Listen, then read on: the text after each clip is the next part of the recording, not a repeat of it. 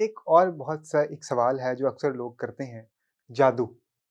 ये एक ऐसा मसला है हमारे स्पेशली इस सोसाइटी का कि जिसकी वजह से बहुत सारे लोग गुमराह भी होते हैं और काफ़ी नेगेटिव सोच उनको इस वजह से आती है कि शायद उनको ये लगता है कि उन पे किसी ने जादू कर दिया है। और ये एक ऐसी टर्म है कि जो भी किसी के पास से मदद के लिए जाता है तो बहुत ईज़िली टारगेट उसको ये किया जा सकता है कि तुम पे जादू हो गया।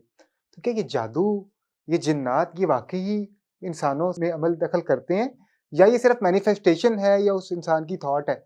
और क्या इसको ऑरा के ज़रिए ठीक किया जा सकता है? देखिए, जादू है तो सही, बरहक है, ठीक है? आका करीम सल्लल्लाहु अलैहि वसल्लम पे हुआ था, जिन्नात भी हैं, मगर उनका रोल अलग है, इस तरह नहीं कि वो हमारे साथ ही लगे रहते हैं।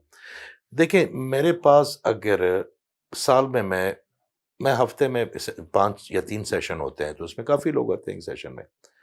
तो जादू वाले जो विक्टिम्स हैं ना, जो ओरिजिनल जादू विक्टिम है, वो कोई 3 महीने बाद या 2 महीने बाद 1 या 2 लोग आ जाते हैं। बाकी 80% जो लोग हैं ना, वो नज़रेबद वाले होते हैं। जादू को समझना पड़ेगा कि जादू है क्या? दुनिया में 2 चीज़ें हैं असद, एक फ्रीक्वेंसी और एक वाइब्रेशन।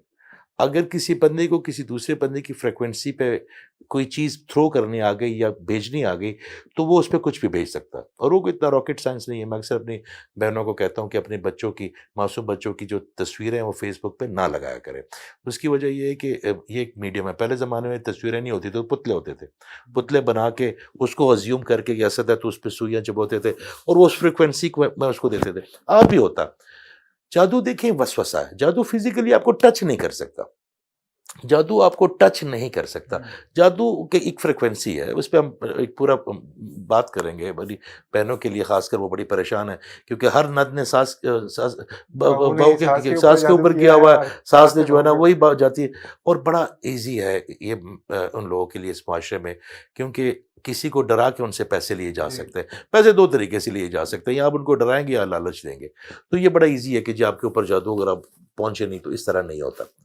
वो फ्रीक्वेंसी है, वो वसवसा जो अगर आपने किसी ने आपको इंजेक्ट कर दिया, और उसके लिए भी उस बंदे का बड़ा स्ट्रांग होना चाहिए, चाहे वो शैतानियत वाला है, मगर मेंटली तौर पे उसको बड़ा स्ट्रांग होना चाहिए उस फ्रीक्वेंसी को वहाँ पे भेजने के लिए। अगर वो आपको वसवसा आ गया और आपने ले लिया, तो वो वही इम्पैक्ट डालेगा आपकी बॉडी पे जो उसने भेजा है। मिसाल के तौर पे कोई भी हो।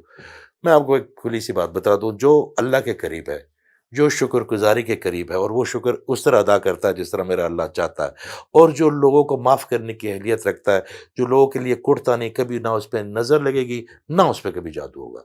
इतना स्ट्रॉन्ग कर देता है मेरा अल्लाह ताला उसके ऑरे को। आपका ऑरा कमज़ोर होता है तो जादू होता है, आपका ऑरा कमज़ोर होता है तो आपको नज़र लगती है। नज़र भी, अगर मैं असद बनना चाहता हूँ, मैं अक्सर ये बात कई हमारे प्रोग्राम पे कर चुका हूँ, मैं असद बनना चाहता हूँ, मैं उसकी तरह अच्छा सा कोट लूँगा, एक हाई नेक लूँगा, मगर मैं कहूँगा मैं अभी भी असद नहीं ला रहा, तो मैं क्या करूँगा कि मैं उस हसद में मुब्तला हो जाऊँगा, मैं उसके हसद के में मुब्तला हो जाऊँगा, एक केमिकल जनरेट कर लूँगा अपने माइंड में।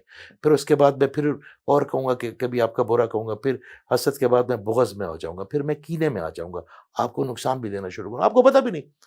उससे जो केमिकल जनरेट करूँगा, और किसी दिन असद मुझे नज़र आ गया, तो मैं आँखों के ज़रिए वो केमिकल, जिस तरह एक बीम होती है ना, हम इस तरह देखते हैं चीज़ें, वो उसके ऊपर फेंकूँगा। अगर उसका ऑरा स्ट्रॉन्ग हुआ, तो उसको सस्टेन कर जाएगा, अगर नहीं, तो उसका ऑरा जल जाएगा उससे, 1-2 कलर उससे गायब हो जाएँगे।